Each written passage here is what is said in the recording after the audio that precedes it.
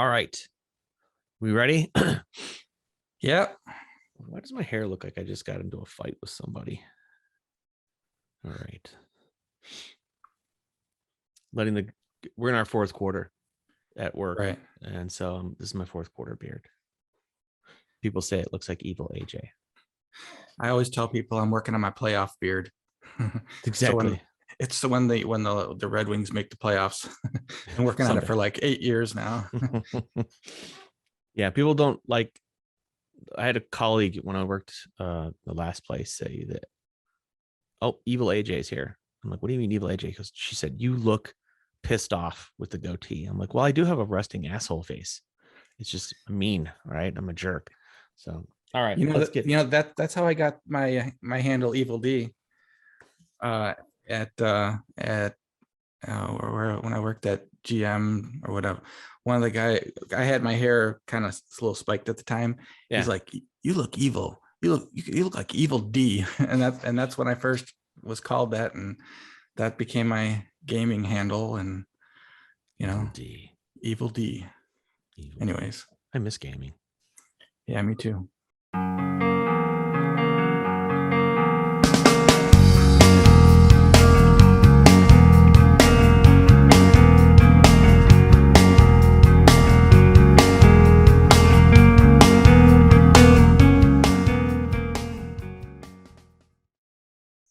Welcome to episode 6. Episode 6. All right. Yeah. We're on our way still. We're rolling. We're still here. Still making it. All right. Today's show is going to be probably shorter than most. At least we're going to try to be shorter. We have a tendency to kind of go on tangents and chase tennis balls and squirrel a little bit. I just did that. We've got on today's show, we're going to cover a top 5, and we will explain exactly what we mean. If you saw some of our advertising out on Facebook, we got a lot of feedback on exactly what we mean by it. And then we're just going to have a perfect album. We're going to talk about a perfect album, and that'll be the show for today, unless Dave and I decide to get into a philosophical discussion about stuff. Right. But first, I can't start the show without talking about another musician that we lost earlier this week, Mark Lanegan. He was a singer-songwriter from the Seattle scene. He kind of, was the pioneer for that whole grunge scene. He didn't get the accolades, I think, as some of the more well-known bands like Pearl Jam and Alice in Chains, Nirvana, but they certainly looked up to him, and he will be missed. He was really known for he did some solo album stuff, and then he was the lead singer of the Screaming Trees. Their my favorite album, Sweet Oblivion, has a song that I think everybody knows that it's called Nearly Lost You. It was from the movie The Singles. You might know it from that. Okay. Yeah. And there's quite a few other great songs on that album. He was also a member of Queens of the Stone Age, and he was on quite a few of their albums, Rated R, Songs for the Deaf, Lullabies to Paralyze, Era Vulgaris, and Like Clockwork. He was also in the Gutter Twins. He had 12 solo albums, and he collaborated with various artists throughout his career. In the 90s, he recorded an unreleased album of Lead Belly covers with Kurt Cobain. He was in Mad Season with Lane Staley of Alice in Chains and Mike McGrady of Pearl Jam. And then he formed an alternative rock group called the Gutter Twins with Greg Dooley of the Afghan Wigs. His solo debut was The Winding Sheet, featured electric guitar and background vocals from Kurt Cobain. Chris Novoselic was on bass, and the Screaming Trees drummer Mark Pickerel on drums. The song How Do You Sleep last night? Or I'm sorry, that's a John Lennon reference. Where do you sleep last night? My girl, don't lie to me. Tell me, where did you sleep last night?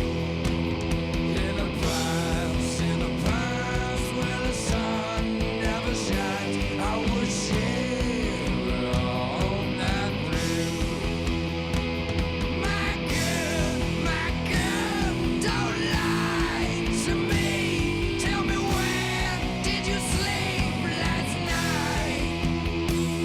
In a past where the sun never shines. I would shiver all night through. Which was on the Nirvana MTV Unplugged effort, was Okay. on that album.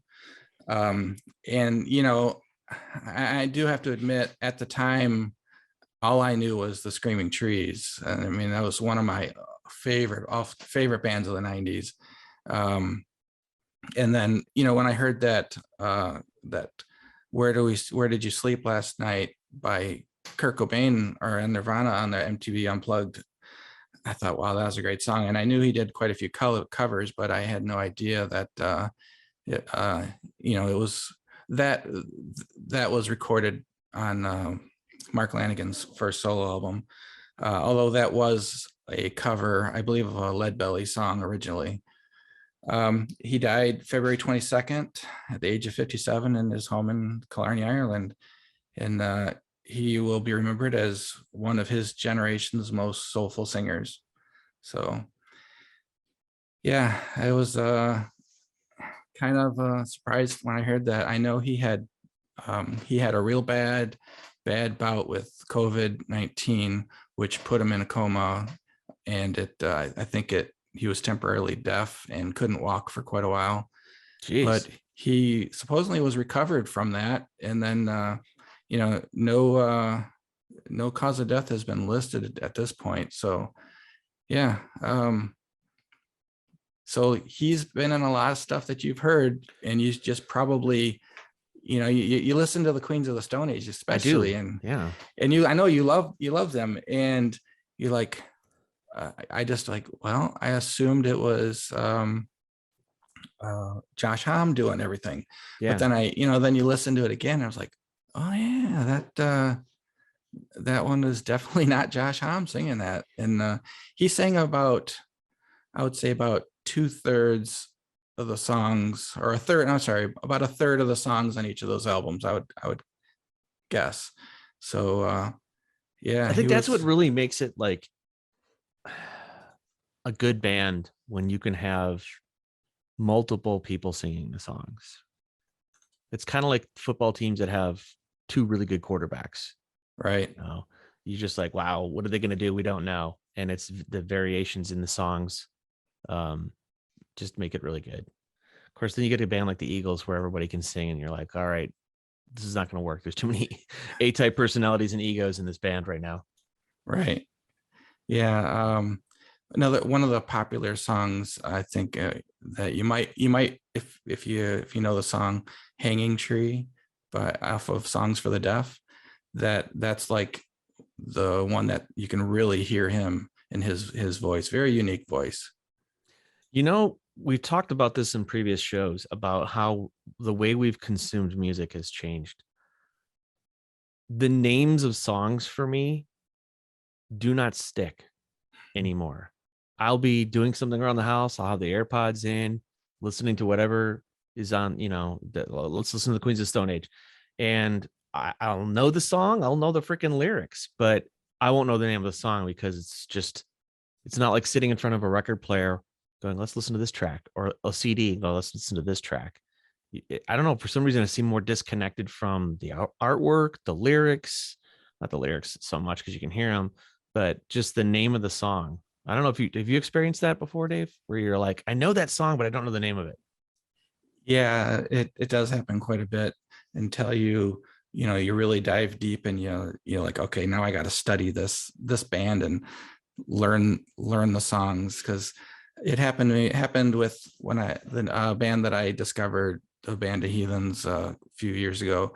Like, you hear one song, and then we downloaded a couple of their albums and we would just listen to them, but I couldn't tell you the name of any of their songs at that point, or the names of the people in the band. It was just, this is good music, and we just put it on random. But yeah, sometimes, you know, if you don't dive deeper, it's just, you know, kind of gets lost in the sauce.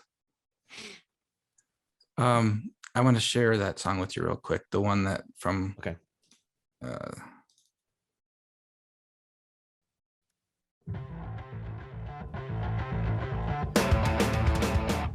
Oh, wrong one. Oh, no, that's right.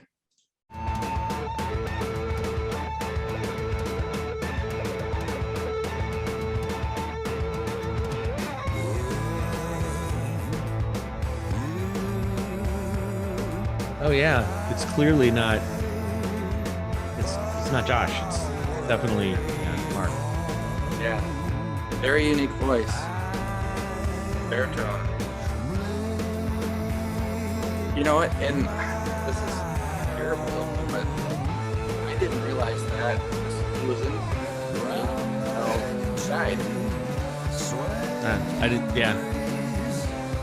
They sing harmony on the chorus. Okay, so that's where, and there's a lot of harmonies in Queens of Stone Age. So that's basically those two guys working together. Again, another great example of when you can have two really good singers in a band. It's not just a front person. Right. Well, rest in peace, Mark.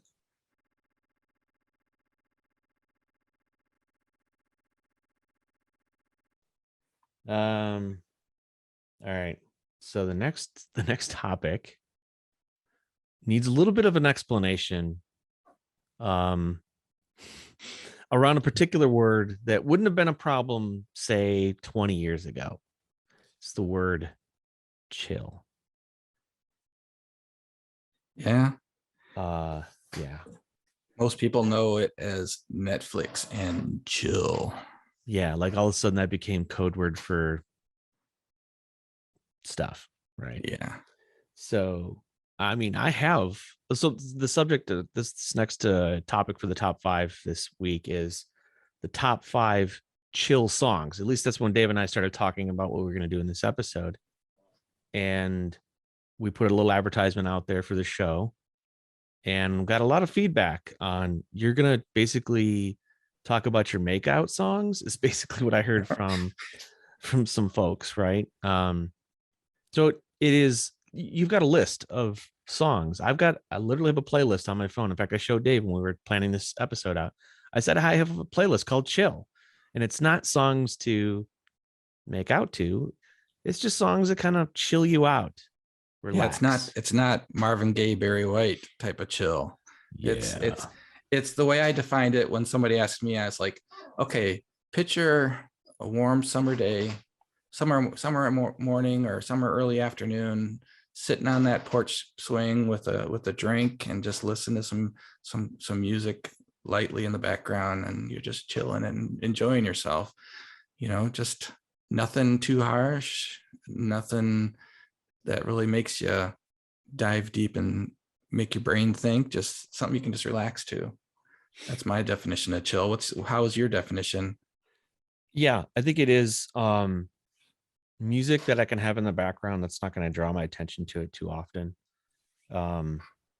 But when it does, you're like, oh yeah, I like this song. I really like this song.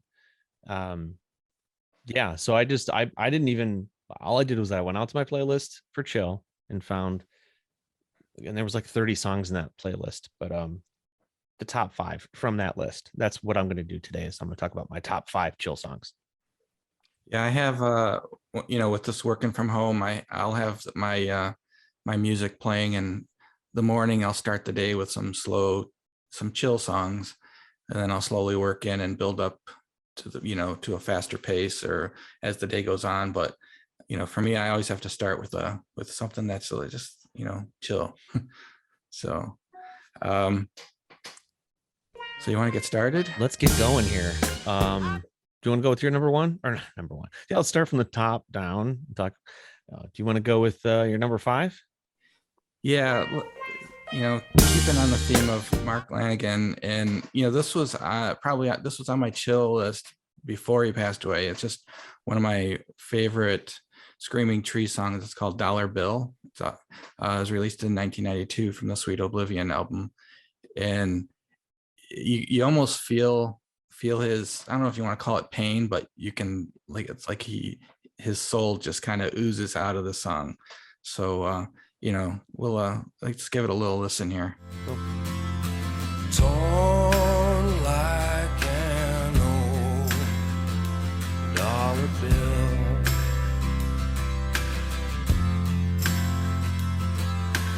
Girl, let them say what they will. All right, what's your number 5? All right. I just want to know what Billy Vera did to this woman in order for him to have to write this song. I certainly hope he didn't hit her. He says he didn't hit her. He wouldn't hurt her, but she was leaving. She was checking out. The song is, and I don't know what year it is, but I think it was in the 80s. We all first heard this song on an episode of Family Ties. It was a breakup thing going on with Michael J. Fox, the character he played. And the song is called At This Moment by Billy Vera and the Beaters. And it's a breakup tune.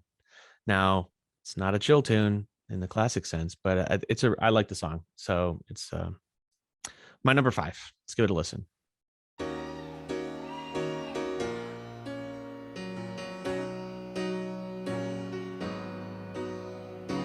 What did you think I would do at this moment when you're standing before me with tears in your eyes, trying to tell me that you have found you another, and you just don't love me no more. Yeah, the one line from that when I was going through when I got, I want to say going through a breakup, when I got dumped, was that the line, I'd give up 20 years of my life to spend another day with you, or something like that, or to be by your side. I can't remember what the lyric is, but yeah, it's just a really good song. I really like it. Is. So, yeah. All right, man. What is your number 4? 4 is this one is 1985, Life in a Northern Town by Dream Academy. It's off their self-titled album. It reached number 7 on the Billboard Hot 100. It was co-produced by David Gilmour, Pink Floyd. One of my favorite. I guess I use that term a lot. One of my favorite, but definitely a great song from the 80s. Life in a Northern Town. Let's give this one a listen. Or do you got something? No, let's go. Let's listen to it. All right, let's give this one a listen. He said in winter 1963, it felt like the world would freeze with John F. Kennedy and the Beatles.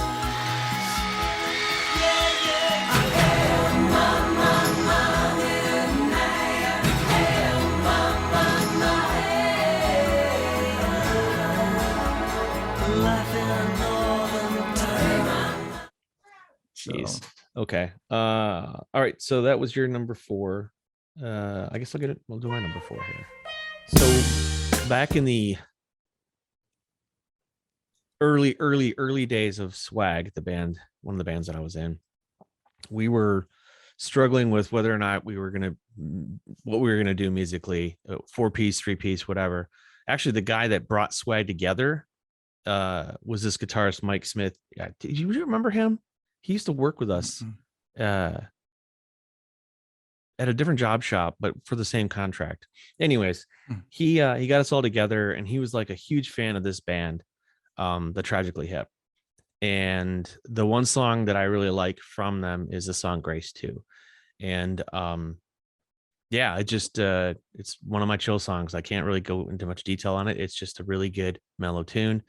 The lyricist is amazing, and the vocals are awesome, and the instrumentation is just something that would be great in the background. Anyways, I'm rambling on about this song, but it's Grace 2 by the Tragically Hip. Let's give it a listen. I can guarantee there'll be no knock on the door.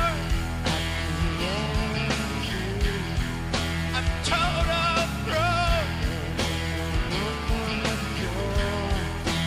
That's what I'm here for. Did you know these? Have you heard of the Tragically Hip at all? Or Oh yeah. Well, living near Canada, Yeah. we pick up some Canadian stations, and there's quite a few songs that I every time I hear them, I was like, oh, it's a cool song, but it's one of those bands that I just never got any of their stuff. But every time I hear it on the radio, I was like, yeah, that's good. I like that. That's cool. I know they're huge. They were huge in Canada up until his death a year or so ago, or maybe a couple years ago. But yeah, they were like, you got Rush, you got Anne Murray, and you got the Tragically Hip. Those are the trifecta of Canadian music. whatever happened to Rhythm Corps? Do you remember those guys? Yeah, they were a local Detroit band. Yeah, they had that one huge song. I don't know. Can't even find it. Yeah, Common Ground. Common Ground. The only yeah. thing I could find out there was a video of it. I have it in my. It's actually on my chill playlist. But that's one of those bands where, they were huge here. That song was huge here, but I don't know how far it went. As far as was it a national? Was it known nationally? I mean, I want to say it might have been on MTV. I don't know. I had a video. I don't know. Right. Just when I think of Canadian bands and that whole scene in the southeastern Michigan, I think of Rhythm Corps, and it's just it almost made my list, but it's not. So sorry. I love that song on Common Ground. Yeah. All right, Dave. What are we at? We're at number 3. Number 3. Yeah, number 3 for me. This one takes me back to my childhood. Growing up with the jukebox in our basement, we had quite a few songs from these guys. It's this one is "Groovin" by the Young Rascals. So I would consider this song, if I did a soundtrack of my childhood, this song would definitely be on it. It came out in 1967. Felix Cavalier, I think that's how you say his last name, was the vocalist. Reached number 1 on the Billboard Hot 100. Just a really cool, the definition of chill, grooving. There we go. Crossing on boundaries. Yep. There we go. Let's give it a listen. Grooving on a Sunday afternoon. Really couldn't get away too soon. I can't imagine anything that's better. The world is ours whenever we're together. There ain't a place I like to be instead of moving down a crowded avenue. All right. All right, you're number 3. My number 3. So I really like this band. Their breakthrough song was on this album. Misery. Well, the album is Riot. Misery Business is that breakthrough song, but the song that I liked, it's a kind of a chill song, is When It Rains. I like the songs that they write. They're I think they're a 4-piece, right? The bass, drums, guitar, and the singer, Haley. And I like the sound of her voice. I like the songs, and this is a chill song from them. It's called When It Rains. So let's give it a listen. I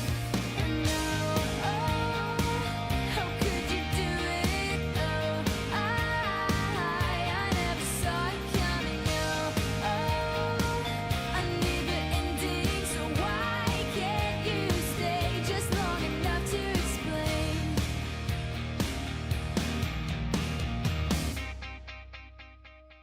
look, I forgot to tell you the name of the band. It's Paramore. I'm going to save Dave a bunch of editing time after this. I forgot to mention the name of the band. It's Paramore. All right. That was number 3, right? Yeah. Cool. Number 2. Number 2 is, so this one I'm fairly certain you've never heard, and quite a few of our viewers have never heard. It's called and I forgot it. I gotta go down. Oh yeah. Okay, yeah, it's called Cracking the Code by the Band of Heathens. It was from their 2017 album Duende. Gordy Quist is the lead singer. This song, what I like about it is specifically, well, besides the overall tune, but the lyrics. This is a little excerpt from it. It says, "We're cracking the code again, making all kinds of friends. Together we're all alone when the master serves a machine too long." And what the song is about is, when they were going on tour, and they would notice people watching shows through their phone, basically holding them up and recording and basically watching the whole show. And, you realize that you're like almost like a slave to your phone. And, this is what Gordy said about it. It says that, modern technology certainly allows us to stay in touch over vast distances. It doesn't really provide an authentic connection we crave, says Gordy. We've created a portal through which we lose ourselves and miss what's really going on right in front of us, hiding the fact our supposed connected culture can be a really lonely place. It's a really cool song lyrically, but now that I've rambled on for 25 minutes, let's give this one a listen. A window to the world in hand. Tablets, books, the tools of man. Take a picture quick, remember it. Gates and jobs and walls of fame. They're here and gone and back again. Just like Lazarus, faking it. We're cracking the code again, making all kinds of friends.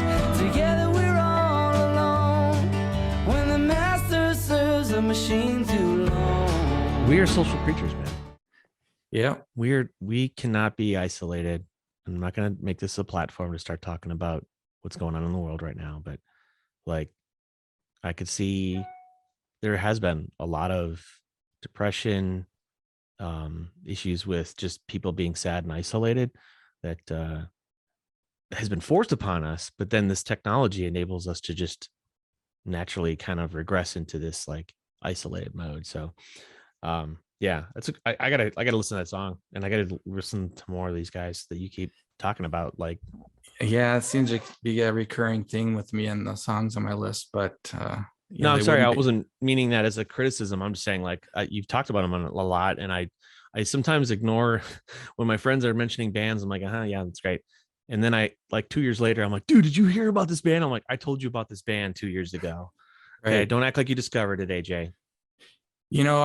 That's how, when our last episode, our guest Robert talked about the band Bent Knee, soon as that the next day I went and I downloaded the album that he did as his perfect album, and it's like, wow, yeah, it really is a good album. I mean, very, almost like, one of those gems that you would never hear about because they're just not in the mainstream. But He was definitely right about the time signatures, the changes. You're like, how do you sit down and write a song like this? Right. Yeah, I that's beyond me. But these guys are, I'd like to dive deeper, a little bit deeper with them in another episode, or maybe I'll have you react to one of the songs live on one of these upcoming episodes. But cool. Yeah, it's another good one. All right. So I guess my number 2, huh? Have you ever met someone named Rhiannon? No, but I did meet somebody whose name was Briannon, and she was named after the song Rhiannon. Just they changed it a little bit. Just slapped a B in front of it. Yeah. Yeah, I met a Rhiannon once, Yeah. and she was named after the song as well. So so that's my number 2 chill song is Rhiannon by Fleetwood Mac. And I attempted one day to try to learn how to play this on guitar and realized just how poorly of a guitarist I am. So I'm not gonna try again. But let's give it a listen. Here's Rhiannon.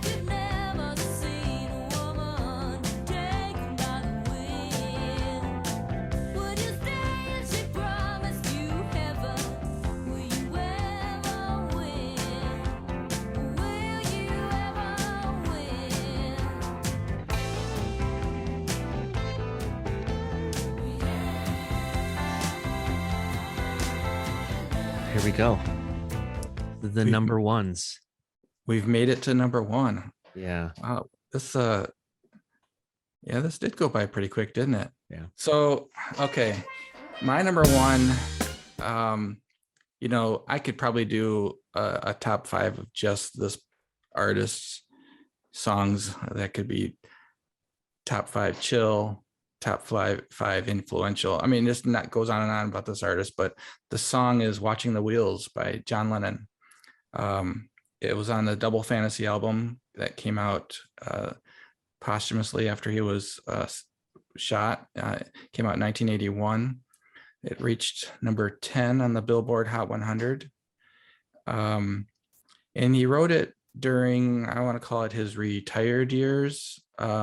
He basically stepped away from music between 1975 and 1980 for the most part, just to raise his son Sean. And he would be constantly getting badgered. What are you doing? When are you coming back? When are you getting the Beatles back together? This and that. And this was basically his response to those questioning his decision to stay away from music. But Watching the Wheels, let's give her a listen. When I tell them that I'm doing fine, watching shadows on the wall. Don't you miss the big time, boy? You're no longer on the ball.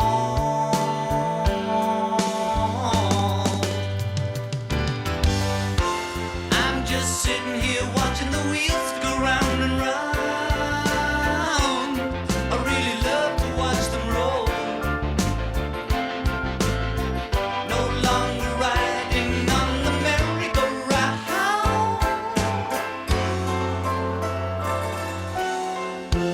I just had to let it go. All right. So my number 1. I heard this song. The first time I heard this song was sadly in a car commercial, a Volkswagen car commercial. And then I was reintroduced to it by after a session with an artist. His name's Robert Testa from the band Skin Mill.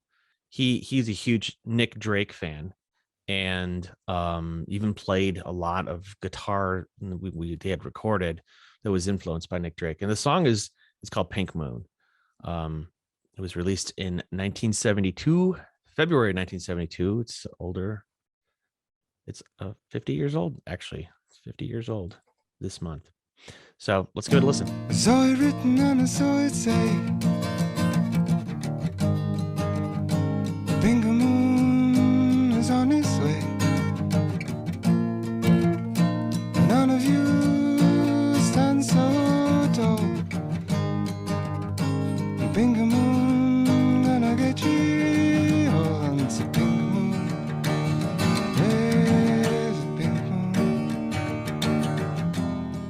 Pink, pink, pink, pink. Pink. So the top 5 chill songs. Wait 1 second, because I'm gonna throw this down. I've got another number 1. Another number 1. This is a first for our show. Another. Another. Yeah, I couldn't decide on my number one, and I had to edit this list down from fairly large, and I just couldn't find myself to remove this one. Now this one is a pretty old song. Came out. The single was released in 1958. So the name of the song is "It's All in the Game" by Tommy Edwards. So it reached, like I said, it reached number one. Maybe I didn't say that. It reached number one on the Billboard Hot 100, and it was there for 6 weeks. What's significant about this song is it was the first African American to chart number one on the Billboard Hot 100. It was originally written in 1911. The melody of it. It was called a melody in A major by a banker named Charles Dawes. And the reason why I'm saying this is the then the lyrics were added later by another artist and then recorded by Tommy Edwards. But anyways, this is what makes this significant is it is the only number one single in the US to have been co-written by a US vice president. Now, Charles Dawes was a banker and wrote the melody for this, but then he became vice president under Calvin Coolidge.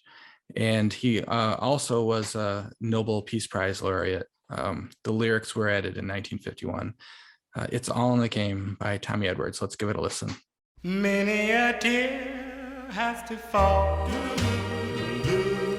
but it's all in the game. All in the wonderful game that we know as love.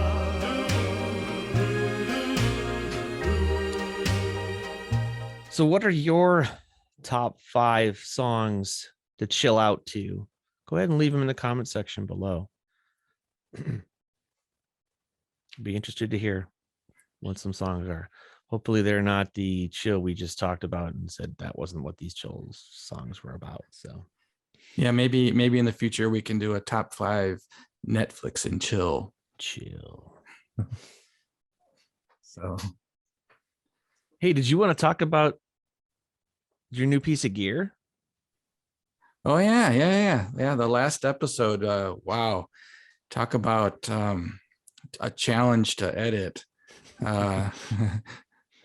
Those of you that watched our last show, my microphone was dying from the very beginning, and really didn't notice it until a third of the way through or 2/3 of the way through the show. But my new piece of gear, Drum roll. That looks very familiar. is a Rode NT1-A. Yeah. So, give me that Netflix and chill voice. Oh yeah. If you're watching this, Rode, we'd love to have you as a sponsor. Yeah. All right. Pillow Talk with Alan Almond. All right. Okay.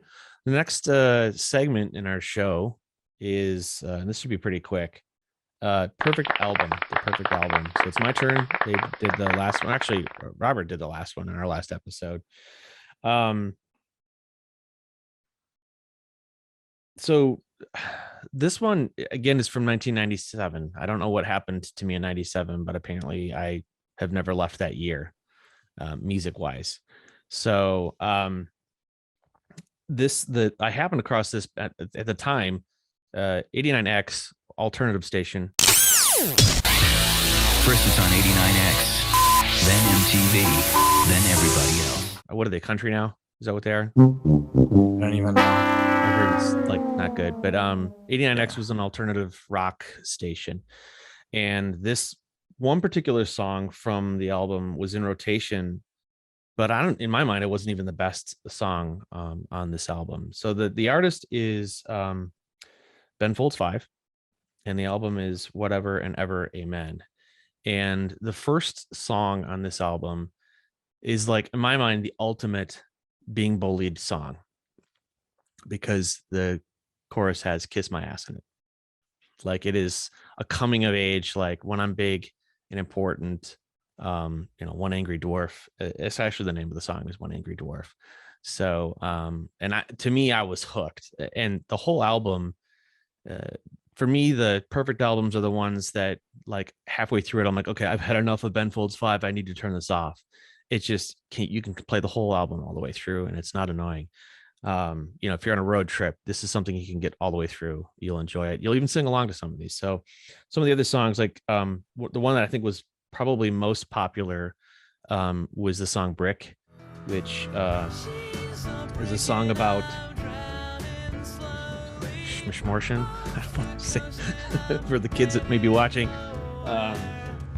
I don't even know we put this clip in here for this one. I actually put a note down, but we don't want to talk about this particular song. But it is a song about a teenage kid or teenage couple struggling with this decision in their life, right?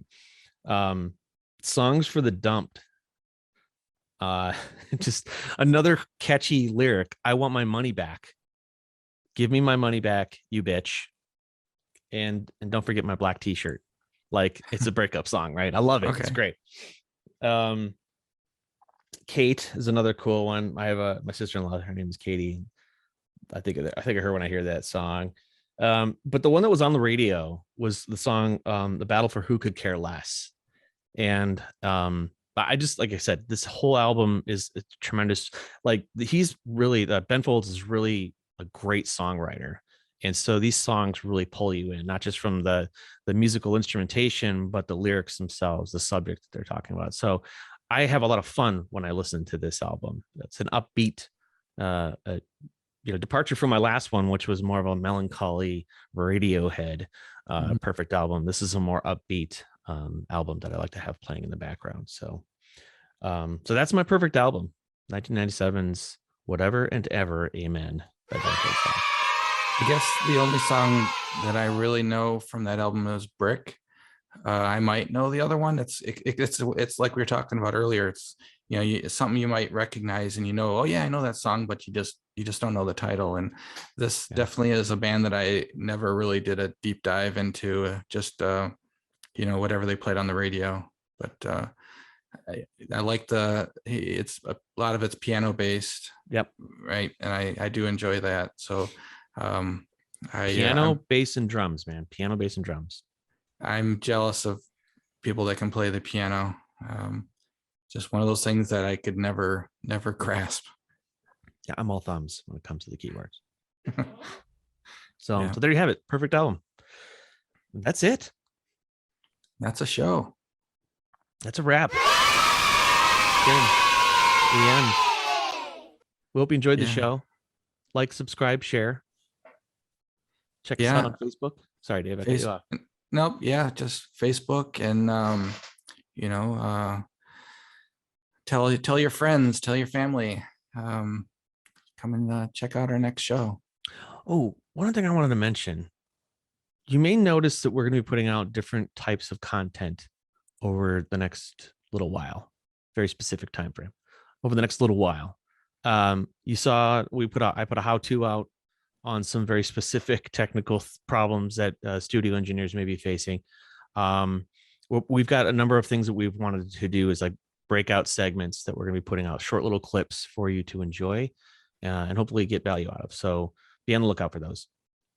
Yeah, definitely. Got some ideas, and if you have any ideas that you'd like to see us, dive into, just let us know. Okay. All right. Peace out. Yeah. Sayonara. Where's my camera? Stop touching that.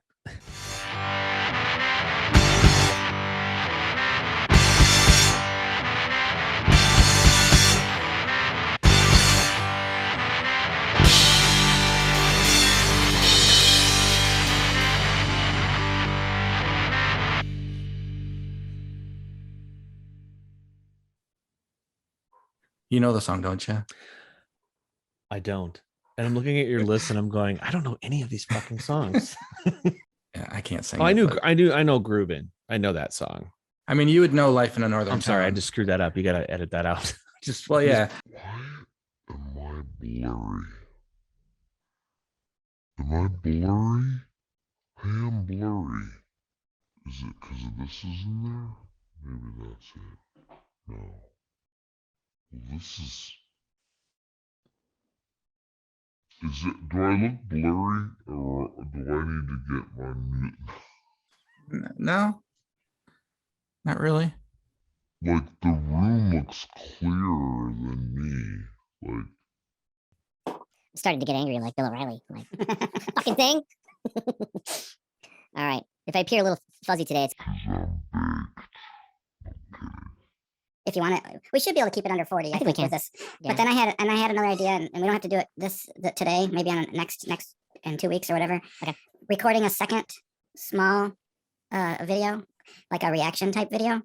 Yeah, Look we could good. do a reaction segment. Reintroduce, welcome to a special edition of Dude, check this out, where we're going to react/review, and then name the song, because obviously one of us will know it, right? And most, depending on who the band is, and we should be able to use it once it gets hit for copyright, you dispute it, and then you mark it as a reaction video, and they tend to let those go, unless if it's like the Beatles or Led Zeppelin or certain artists. They're like, really? You haven't Yeah. heard this song before? You haven't heard this band before? Really? Yeah. Yeah. What am I doing wrong here, AJ? Come on, get your. I ordered a new chair. It'll be here Sunday. Holy cow! Is that what's squeaking? Yeah. Wow. This chair is 25 years old. I've had it. That's a long time.